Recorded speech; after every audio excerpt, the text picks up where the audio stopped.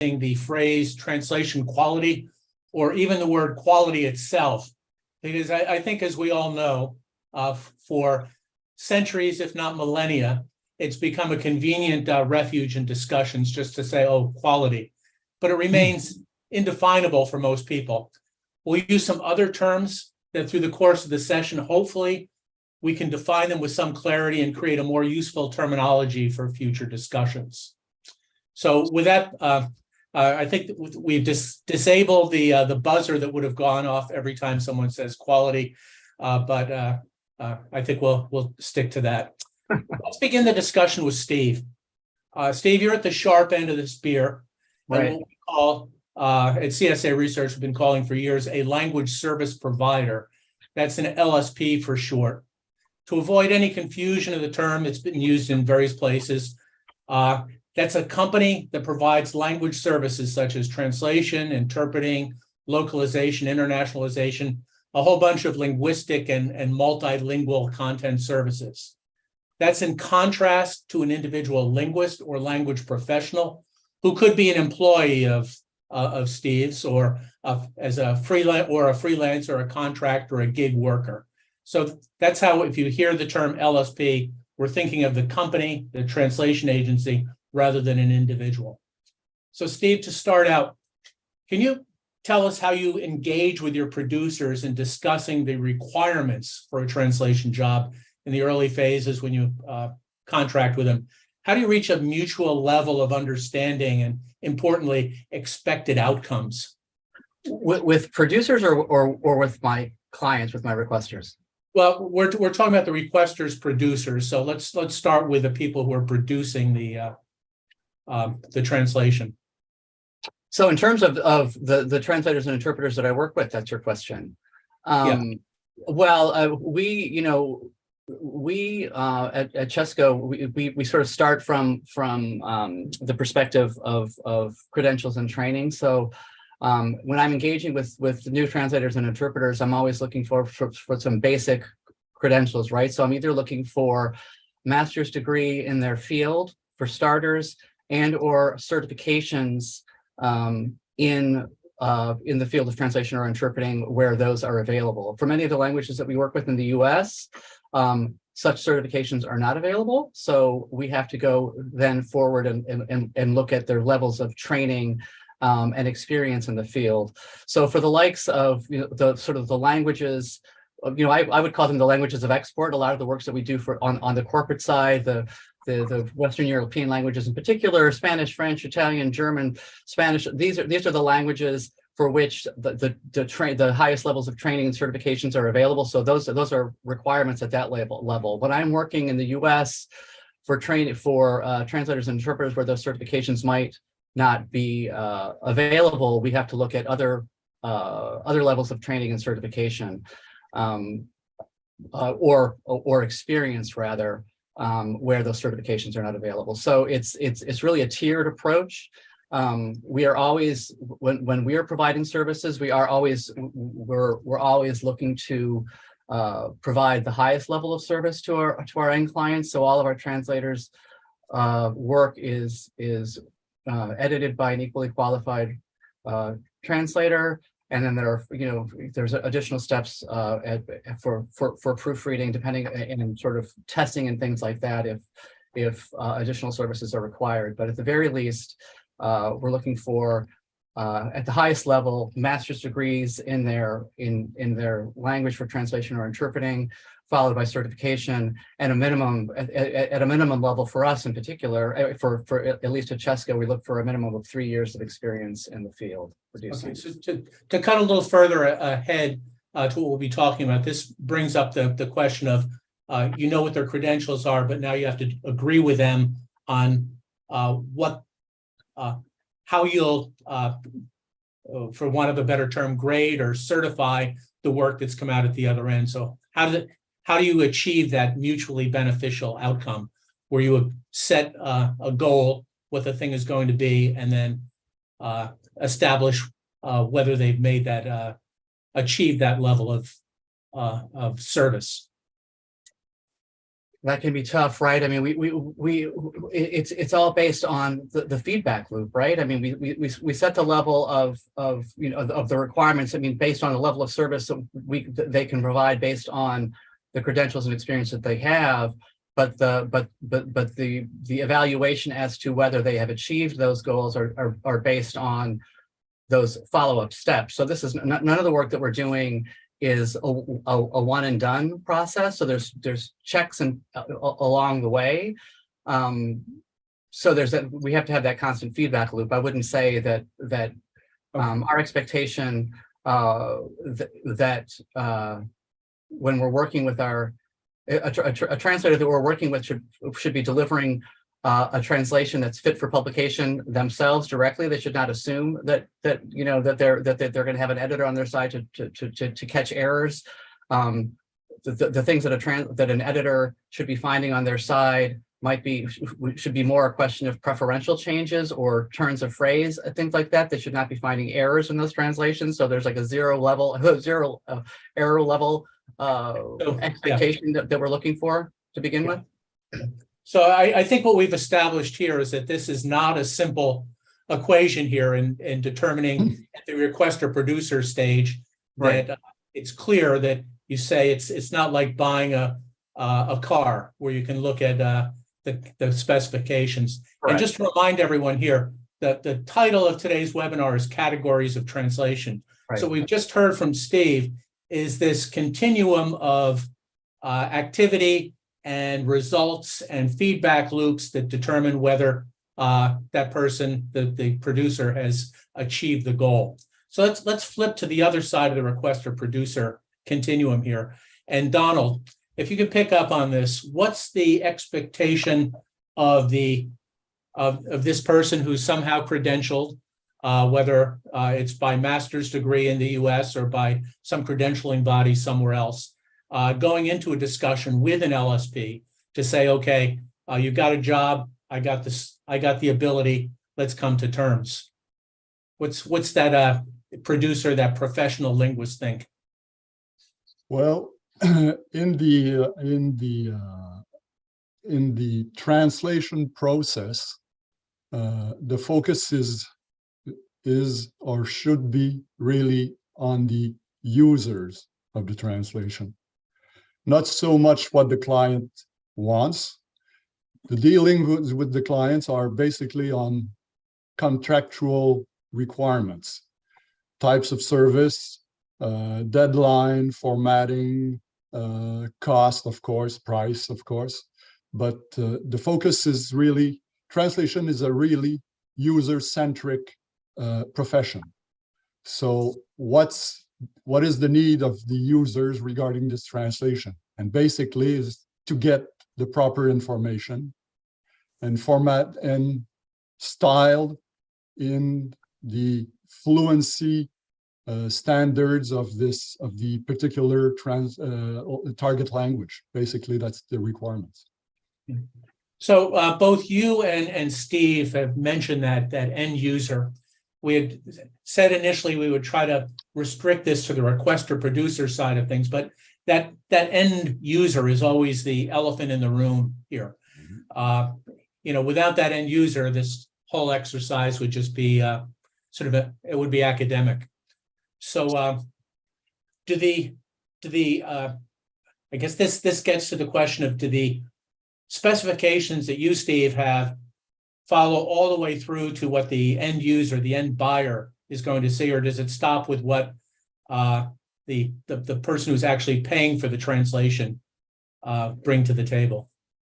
We always include the end user, and if you look at F2575, it includes the end user in the process. We always include the end user in our conversations with our requesters and advocate for the end users. Unfortunately, in the role that we have, we don't always have access to the end user themselves. But 9 times out of 10, the person that requesting the translation is not the end user, as Donald was sort of alluding to.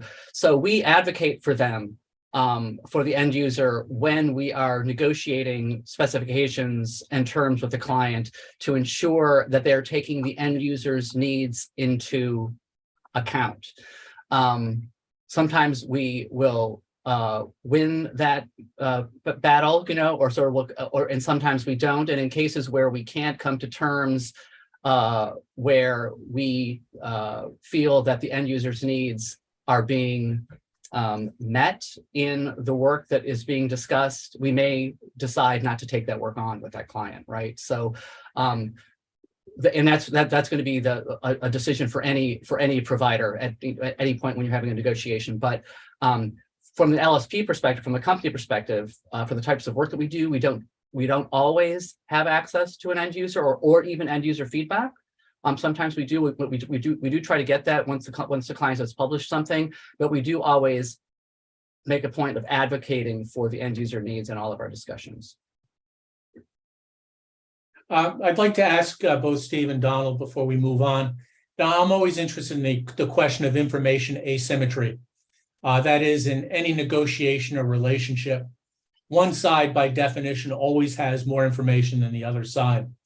So is there any kind of common negotiation information, any shared understanding that you have going in, or do you find yourself at loggerheads in some of these discussions? If I may, Yeah. I find this question about information asymmetry a bit odd for me. It's a given in any professional relationship or even trade relationship. I hire an electrician because he knows more than me about electrical work. And so there is always information asymmetry. So it's something that we have to live with, and it's expected.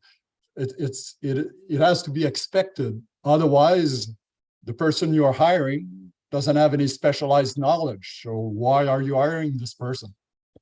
Right, but it's a dual or bidirectional asymmetry.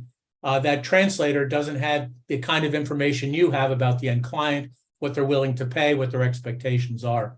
So, of course, Yeah. on that side, yes, of course. But at the end of the day, you have to trust the specialist that you want to hire. yeah. Steve?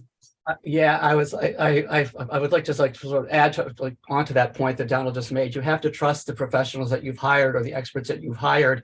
I wish that were always the case, right? With translation services, certainly in the US, there is this information asymmetry, as you said, but like there's not always a recognition on the client side that the asymmetry exists, right? Because they don't understand the process. So a lot of education is required about what is needed to produce a translation. I won't use the Q word, that is going to be fit for purpose for their end users, and you have to have so a lot of this is drilling down in the conversation. We know the types of things and challenges we face when we're working on projects for clients in the U.S., particularly for provision of language access and social services and things like that. So we bring that to the table when we have a new conversation with a new requester, and that helps us get to that point where we're able to find out a little bit more about what their needs are and how we can best meet them. They don't always know themselves because they're not familiar with translation services and how they work and how they need to be carried out, basically. So we have to use the knowledge that we've gained over time with our experience to drill down to get the information we need from them, because it's easier for us to provide that information to let them know how the service needs to be provided in order to achieve their goal, for them to respond back and give us the information that we need. But we don't always know that they don't always know that up front themselves until we start that conversation. If I may add to this before you go on to other panelists, Don, LSPs and clients share the same ethical duty. And clients don't necessarily realize this, and this duty is to communicate to users information that is not misleading. Correct. The source and the target content. So that's where I think the objectives meet of the two parties. clients and LSPs.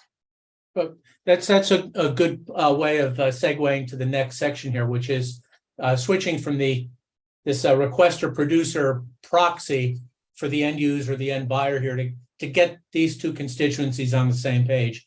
I'll say that the Q word once here.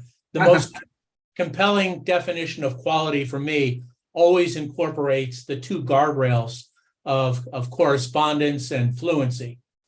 Pascal, having heard what Steve and Donald have said, how does that fit into your understanding of an understandable and usable sense of translation levels? And you're speaking of fit here, fit to purpose is another term that has been mentioned here that's used in these discussions. Yeah, thank you for the question. So,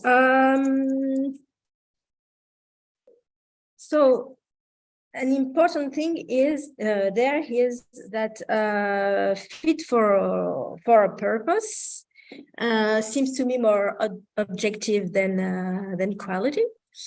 But then there are already some levels, like in translation as a product and translation as a service. Like, for example, in different ISO standards. So, for example, in the ISO 17100, there is an annex that describes agreements and project specifications, and that speaks about accuracy and fluency. And so one of my questions regarding these grades or categories of translation is, do we need like more categories? Because so there are already these categories.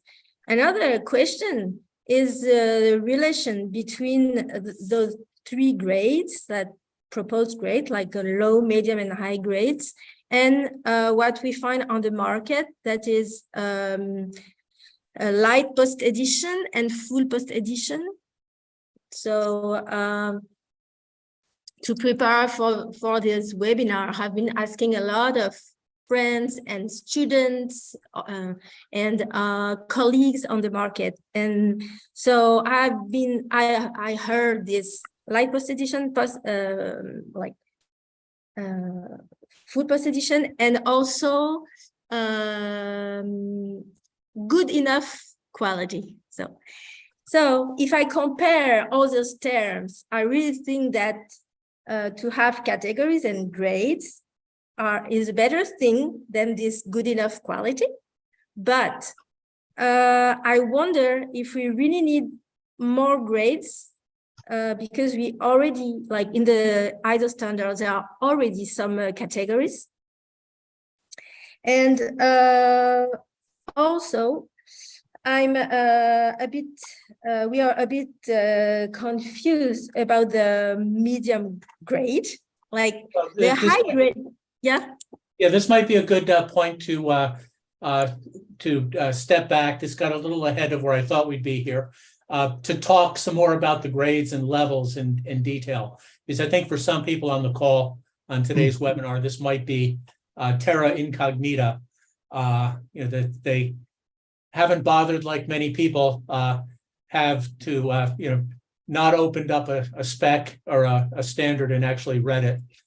And I've always fond of telling Arl that I used to wake up in a puddle of drool halfway through an MQM presentation. So Arl, if we could switch to you for a bit, if you could give us a quick overview of the landscape here.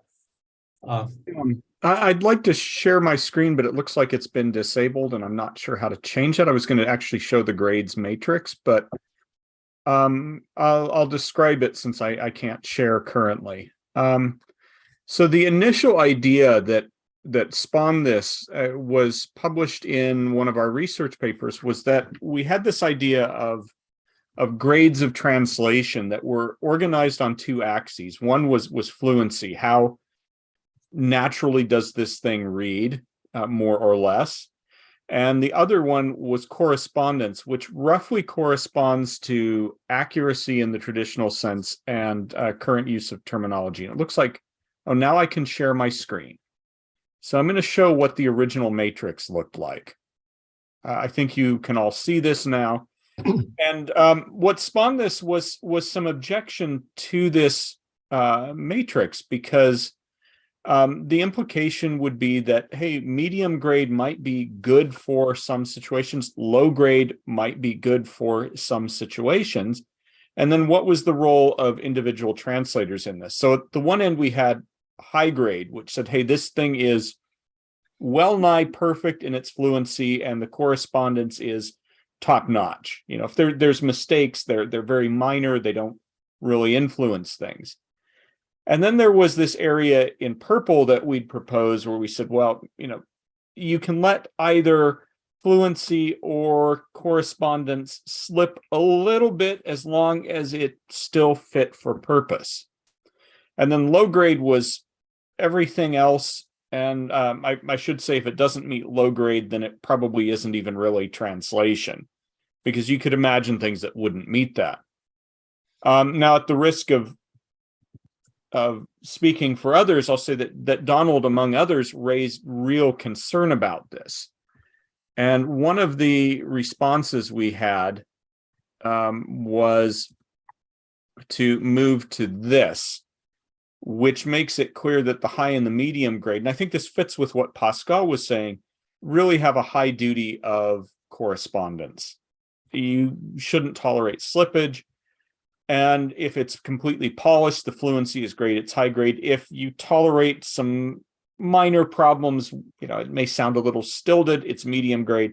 And then everything else is low grade.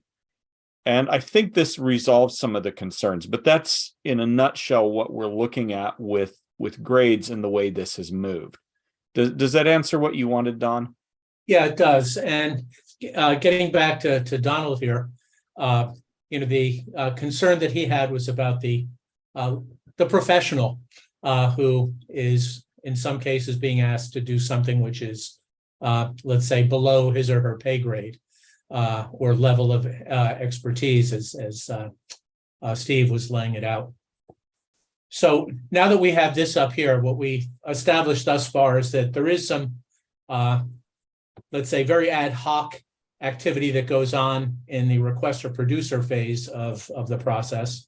It's to a set of requirements that have been established over time, credentials, specifications, some knowledge of what's going on.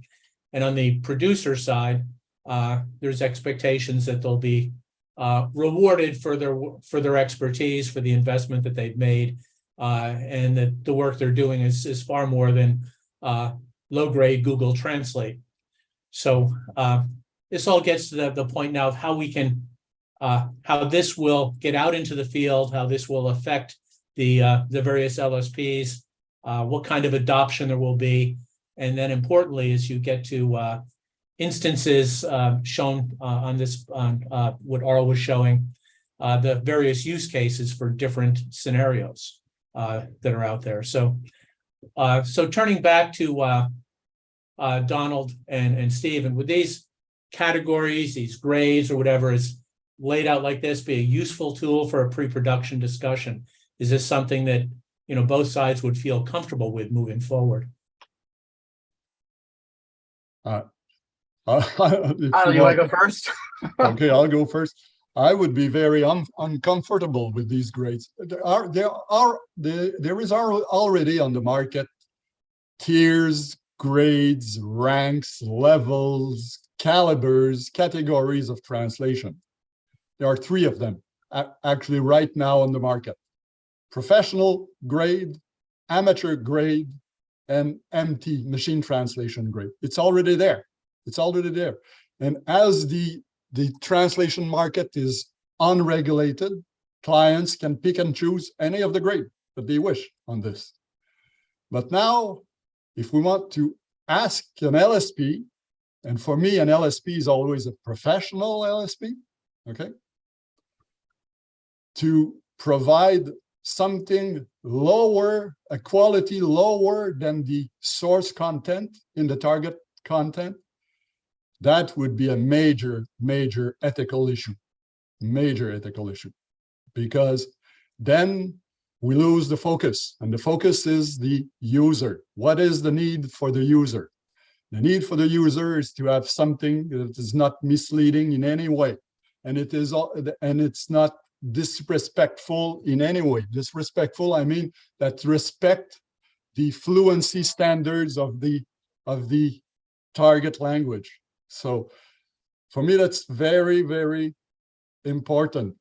Otherwise, to quote a study that was done in the EU, the status of the translation profession in the European Union, in the first lines of the introduction, it says, by the authors, it says, no one can stop an unqualified person from doing translation. Okay, it's already there. Mhm. So we don't want any professional LSP doing something that would be akin to unprofessional work. Yeah. So there's a question that's come in from the webinar audience. Why would it, and Arl, I think this would be a good one, and Pascal for you, from the standard side, why would a client ask for a low-grade service? And to use Donald's example, would you ask an electrician to, okay, just get this so I can plug something in immediately? I don't care if it lasts. When would somebody ask for a low-grade service? And would you expect in a court case a low-grade defense of somebody who's saying, well, the train went off the track because we paid for a low-grade translation? Maybe I'll jump in and say, at least looking at the legal things, sadly, there are a lot of low-grade defenses out there. Now, there shouldn't be, but that's a major cause why court decisions are overturned, is because you have lawyers who don't meet some minimal bar for what they should be doing. So no one should accept a low-grade defense. Sadly, many people are forced to accept low-grade defenses because they don't have the money or resources. So, and that probably feeds directly into what Donald's saying. I mean, this is a problem when this appears, because you have an indigent client who now goes to jail because they didn't have a choice, and that service was not taken with their best interests at heart. But on the other hand, for a low-grade service, if we look at translation, the bulk of translation, probably 99.5% of all translation produced today, is low-grade translation, initiated by consumers who want it to know more or less, what does this thing say? So low grade, at least for translation, can meet an obvious need.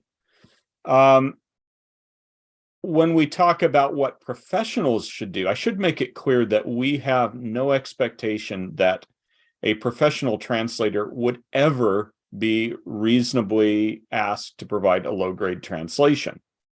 It would be a waste of that professional skill, knowledge. It would be ridiculously expensive to produce low-grade translation. That way, I'm not even sure that a professional translator could deliver a low-grade translation if they're not drunk or something that's, abrogates their responsibility. So I think we're in agreement that translators should be providing high-grade translation. It becomes then another question whether LSPs could provide other grades of service, because there are cases, like if we look at look at the old standard ASTM J2450, which explicitly excludes fluency because their target audience was, can you fix the car or not?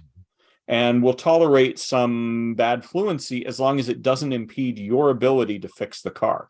So that would be a case where I think it is end user focused to say a medium grade of translation could be acceptable as long as the mechanic can do his or her job.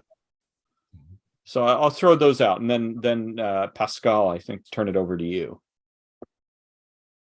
Yes, thank you. So we can see in the question that the person was referring to a service, right? An electrician, right? So one thing in the CSA paper is that translation is often referred to as a product, like compared to eggs, bolts, grills, maple syrup, and that's okay. A translation is a product, but it is more, right? And So I think we really have to see it as a service. And that's the first thing. And the other thing is, if grades are here to stress out that a professional translator can produce premium quality translation, that could go in the good direction. That's our hope, but our fear is that it can also give bad ideas to buyers. It's like they have always been doing high-level translation because they have already been buying high-level translation, just translation, right? Professional translation. And then if we give the opportunity to buy medium grade translation, maybe they will get the idea. Let's say, oh yes, we could, lower our budget, and that's a fear, we have. I spoke to several colleagues, and one colleague, my former student in China, when I spoke to her about the grades, she said, "Oh yeah, that's a good idea. This medium grade."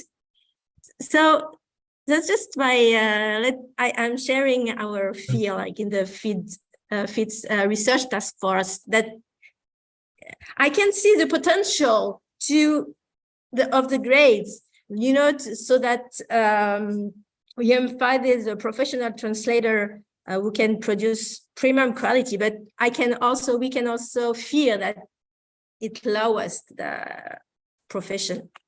Yeah, the question of, say eggs and bolts and other kinds of things really gets to the other end of the buying spectrum, doesn't it? Which is where you've got a procurement person who's sitting there, and that procurement person buys a whole assortment of things.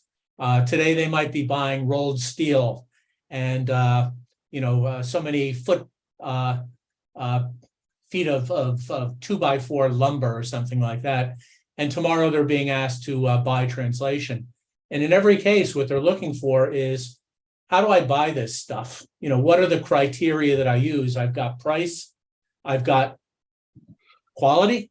So what's on quality? I know if it's a premium piece of lumber, or I know that if it meets the tensile strength of something. But for translation, and I think this is where the various standards organizations are coming from, is addressing the requirements of that purchasing or procurement manager. By what means should I evaluate this translation? And just a note for the record, Sue Ellen pointed out that J2450 is not an ASTM standard, but it's an SAE standard. So My mistake. Yeah. Can I comment on that, Donald? Sure, please. Well, I want to first go back to a comment that the question that was in the Q&A, and Arl's comment about there is low-level legal defense. But I would argue that lawyer did not advertise their service as low level, right? So it really comes down to what a client can afford. So so I think the problem that we're having with grades right now is the labels that we're using, because ultimately a lot of it comes down to a client budget and the steps and things that are followed. So I mean, the argument that you make, Don, about procurement is real. So I think, I deal with procurement officers all the time. And like you said, they buy pencils and they also buy translation services, and it's hard for them to judge what they're getting. So in that regard, I think this concept of grades, or whatever we want to call them, maybe we should be referring to service levels, is useful in a conversation with a procurement officer, because it helps them understand, and it helps contextualize the work for them. I agree with everybody so far who's stated that professional translators should always be providing high grade translation, but I think the ability to talk to a client about what is out there and different ways that they could approach their project. This is what I can provide to you. There's other things that are available out there for you. I can't do this for you, but that's there. Helps you have that, helps contextualize what it is they're trying to do. And so I think that a lot of it has to do with, I liked the graphic that Arl showed earlier with, with really focusing on the correspondence part with the high and the medium, with everything else being low. But I think a lot of it has to do with the steps that you take, right? So that's this conversation of setting up your use case and looking at what that would mean in terms of grade of translation. Also, sort of budget always becomes part of that. So your service level has a lot more to do with this than anything else. For example, maybe you are able to provide a client with a translation that's been translated by a professional translator and self-reviewed, right? And you deliver that, and that works for them. In my particular case, I always go through a translation and edit process with two people. That, to me, that is what is going to help me guarantee that high level of translation. If the client decides that they want to skip that step, and we discuss to them with the risks of doing that, and that's part of what we talk about in F2575 when you're setting specifications, then that decision is theirs. Now, whether I decide that I, as a provider, can provide that service to them, if they want to go away in cutting out steps in the process to guarantee the highest level that we can provide them, but it's up to me to make that decision. We wouldn't do that. Others might.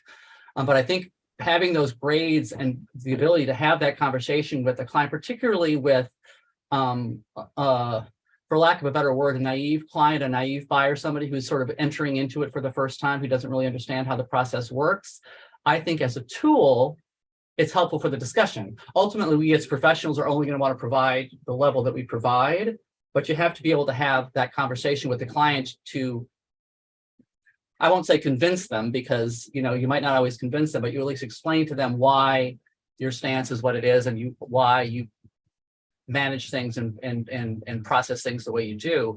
So I think the concept is a super useful tool in conversation with buyers.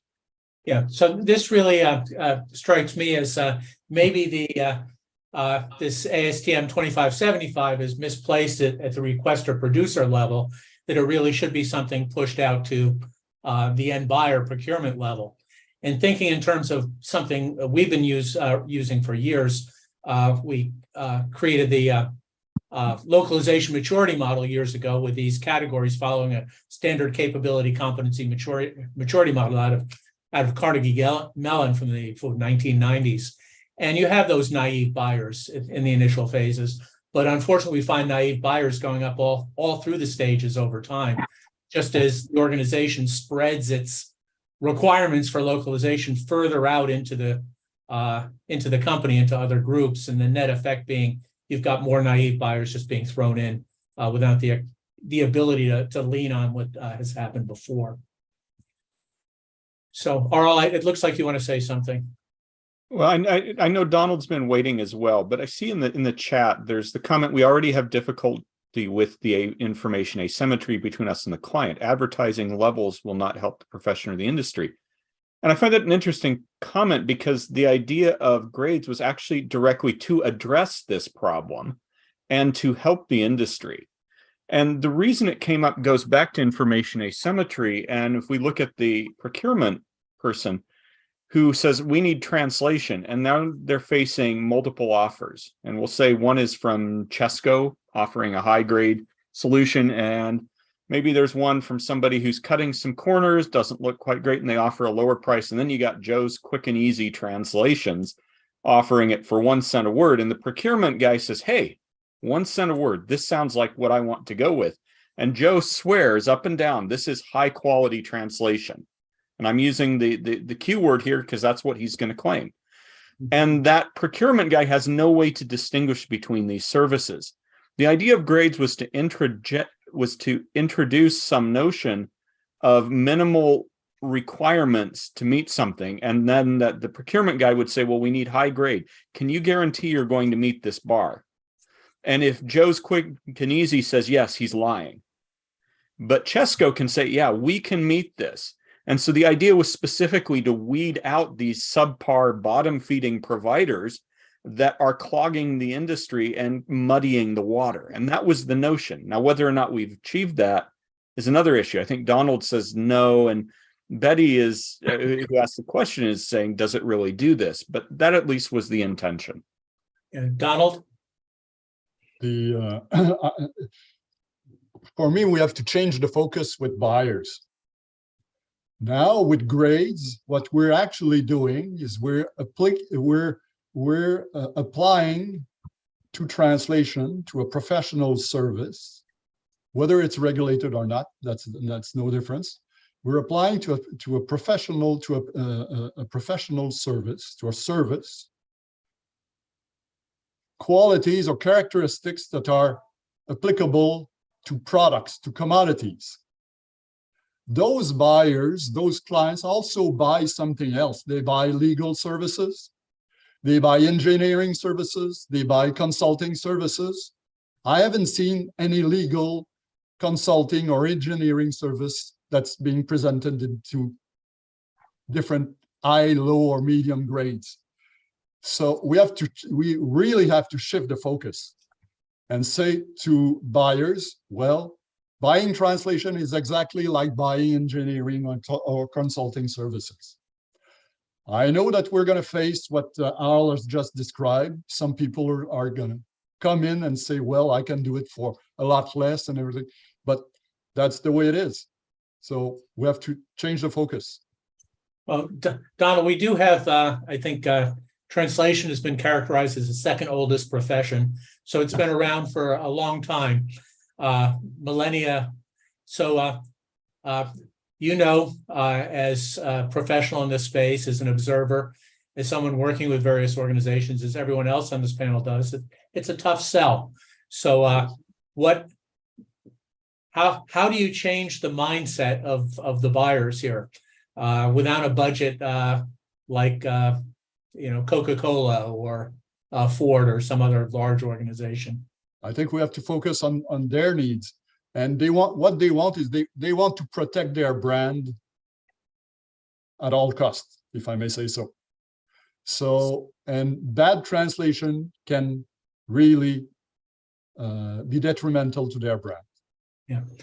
Now, the one question's popped up here. It's the question of product versus service and equating product with a commodity, something which is just, and there are some products which are, I'd rather have a Porsche than a Skoda, just on brand. They're made by the same company now, but, you look at an engineer, that really, you're buying an engineering firm in some cases, which is a product. It's not just the skill of an individual. So in the case of, say, Steve's company here, you're buying not just that individual, but you're buying all of the things that guarantee that the product or the service or the outcome is something that meets your requirements at the end. So this is just a question of terminology here. Product isn't always a bad thing if it's seen as a totality in the case of one of these services coming through. Is just an observation there. Steve? Right. I was going to respond to what Donald had said earlier about like the likes of Coca-Cola and brand management and impact on brand. I think you can argue that Coca-Cola understands the value of high quality or high grade, translation. But I think that there's a lot of things that are mixed up in this, and in a lot of this whole concept of grades or service levels or things was really designed to sort of help talk to buyers who are not used to buying this service. But I would argue that a lot of it has to do with implied risk, and also everything's always tied up in a client's budget, and also the shelf life of what's being published. I would argue that something that's going to that Coca-Cola is going to have on its website, that's going to speak to its brand, and it's going to be out there client facing for a long period of time, has a super high value for them, whereas a flyer about a bake sale that's going home in a student's backpack to a parent has less of a value to the person who's procuring the service. So we do have to take those business practicalities into effect. So I think the biggest discussion that we always have when we talk to clients who want to follow a different process or skip steps in the process, we always talk to them about the risk, right? The ultimate risk of, why, again, I would say to Donald's point, why would you treat your Spanish speaking or Amharic speaking or Somali speaking constituency any different than you would treat your English speaking one. So if you're English speaking, if you're addressing your English speaking audience in this way, why should your other audiences get any less? And that argument often prevails, doesn't always prevail. And a lot of it has to do in the US with the fact that government entities or entities requiring getting government funding have to provide the service, but it's unfunded. They don't have a budget for it. So we're always talking about budget. I would argue that on the corporate side of things, I don't typically have a problem with this conversation about high grade. This is what we can give to you. On the government entity side, it's a huge challenge. So there's a lot of things that are wrapped up in that. It's not just a question of professional versus amateur or high, medium, and low. It's always tied up with budget and risk. Yeah, let's go back to the grid that Arl laid out before. And the assumption has been that somebody at some point is going to come in and say, give me your worst translation. I want something really low grade here. Right. And I don't think they're going to be asking that. They're going to be asking is, how low can you go? You'll say, it's $4 a word for Albanian to Klingon. Right. And you say, well, I'm not going to pay that. I know I can get Albanian to Romulan for half that. Right. And you say, okay, I'll bring in somebody and do whatever, and and it's always, as you just put it, it's about the budget. So I'll ask each of the panelists: has anyone ever asked you for a low grade translation, or or are they more likely to ask for a cheaper translation? Well, it's a real issue here relative to what you were just saying, Steve. In For me, 48 it's always years a of question of experience, it cost. never happened to me, actually. Right. Low grade or cheaper? Quick translation, yes, but never low or medium grade translation. Never been asked for that. What about 48 cheaper? years. What about cheaper? Oh, cheaper. Oh, yes, of course. Yeah. Cheaper. Okay. So we've got that. Steve, cheaper, low grade. Oh, it's nobody would ever ask for low grade. They always want the best possible translation at the lowest possible cost. Okay. Absolutely. So to Pascal, Yes, I've been asked, especially because I'm working a lot with China, and the prices are really low there, but I just refuse. okay. So we've got some people who've raised their hands. Alan's asking whether we can have some actually talk here. Do you have- Can I just add something Sure. about the risk? Yeah, I think I like the way that Al changed the graphic, because we discussed that already, and that the medium grade now has a very good correspondence, like in accuracy and terminology. So I really think that this risk factor has to be stressed on the graphic, even on the graphic, or on anything, that mentions grades, if there will be such a thing, that's a really important thing to be stressed. Yeah. One thing in our research that we keep coming back to, and I'd like to hear your thoughts on this as well, is it's always on the ROI of translation. So one thing Arl is constantly working on is macroeconomic models that show the total addressable market. If you translated this for this community, it could grow the market by X%. And that's always interesting. And I was talking to a software vendor the other day who wants to know if they supported, say, assisted MT in a particular way, how could they increase the size of their sale and things like that. So it's coming from every direction. But at the end of the day, I think what Pascal just said, so what a professional translator does is it reduces the risk in substantial ways of the risk of the brand not being properly understood, the risk of any legal liability, the risk of some information not reaching somebody who should have that information. So, Alan, the floor is yours. Who do we have speaking? Is this Judith? Okay. Is this me who? No. Can Alan, I can't turn or Jeanette, I can't turn that person to be able to speak here. It's still showing up as muted. So I think that has to be you. No. Okay, so we've got a hand up from Judith Lyons. Judith, if you can type your question in, apparently we can't get you on sound here. No. Okay, well, until we can figure this out, let's move on here. So let's see, just this is a good point here. We've got a few minutes left for each of you to give your epilogue, 30 seconds to what this is about. So let's start with Aurel. Well, I think, yeah, I just close by saying I think the goal here, of course, is to professionalize the industry, and for us, the goal is to emphasize that distinction between what a qualified human can provide and what a machine is going to provide at the bulk level. And I'll just emphasize for any of you who've seen this, if you ever see a media spot that says MT has reached human parity, don't believe it. It's not even close yet. Okay, Donald. Well, as they don't know the source language, target language users have no choice but to trust the translation that they have in front of them. Same for clients, by the way. So that trust is both fundamental and foundational for the translation profession, as is in any profession. So that trust should never be breached willfully. And Pascal? Yes, I would say there is the need of a human in the loop, and this human should be able to dig into the source text, because that's the only way that we can avoid risks.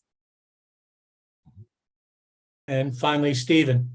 And I would just say I agree with everything that everybody said so far, but I would say that I don't think that this is a binary question. It's not just a question of humans versus MT. It's a question of professionally trained people and what that can do. So that's something in terms of professionalization, that's something we need to focus on. And I also need to say that I think to Andy's point here, she had a question that we need to be careful about what we agree to. You know, I think this is information that is useful to have a conversation with a client, but we should all be as professionals shooting for the high level. Because if you find yourself making an agreement with a client to offer something other than what you're comfortable producing, if there's an issue on the back end, and that's going to come back and bite you, they will not remember that they agreed to something different.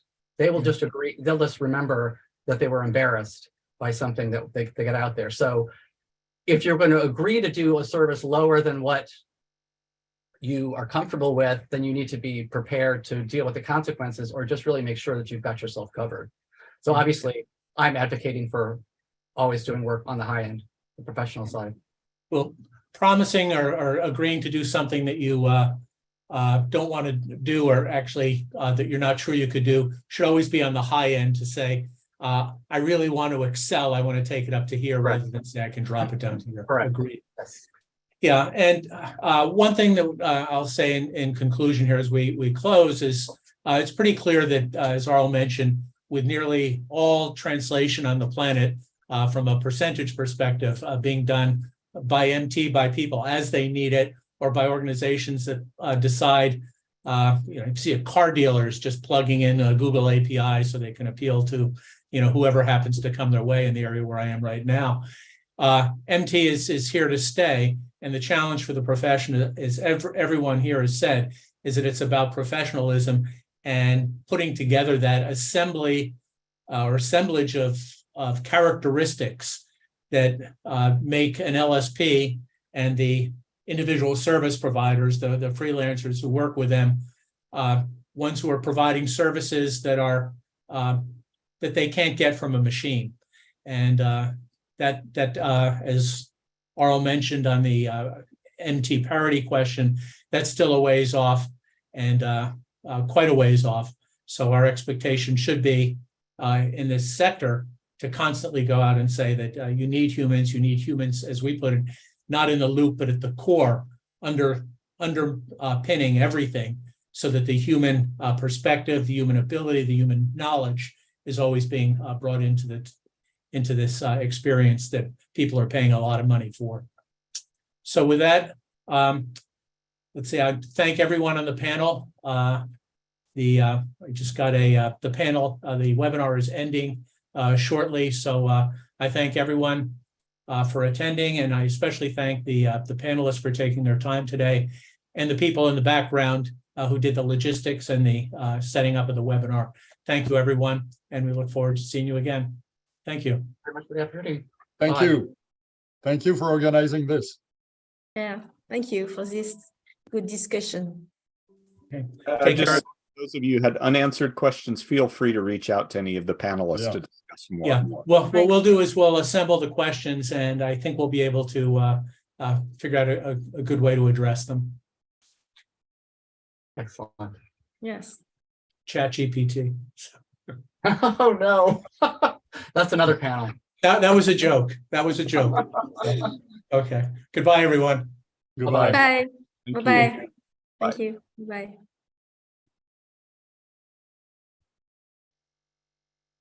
So that was fun. Yeah. We're still live.